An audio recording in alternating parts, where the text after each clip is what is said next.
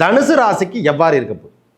வேலை வாய்ப்பில் இருந்து வந்த பிரச்சனை, அதாவது கடன் சார்ந்த விஷயத்தில் பிரச்சனை நிறைய சாமினா ஒரு 16ஆம் தேதி வரைக்கும் இருக்கு. ஓரளவுக்கு சுமூகம் என்று சொல்லக்கூடிய அமைப்பு சுக்கிர பகவான் ஆட்சி பெற போறாரு.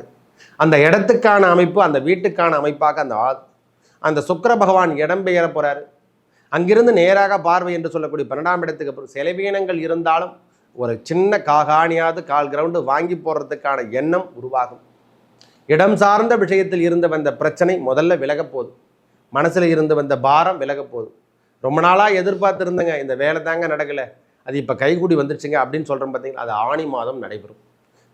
நீண்ட நாளாக எதிர்பார்த்திருந்த வேலை வாய்ப்பு, ரொம்ப நாளாக எதிர்பார்த்துட்டு அதில் கொஞ்சம் சூட்டபிளாக எதனா வேலை செஞ்சால் சரியாயிடுமா, அதில் மாற்றிக்கொள்ளலாமா என்று நினைக்கிறோம் இல்லை, அது இந்த தனுசு ராசிக்கு ஆணி மாதம் ஏற்பட போகுது. செவ்வாய் பகவான் 9ஆம் இடத்தில் இருக்கார். பொறுமை, நிதானம், பிரதானம் என்று சொல்லக்கூடிய தந்தையார் உடல்நலத்தில் நாம் அக்கறை எடுத்துக்கிறோம்.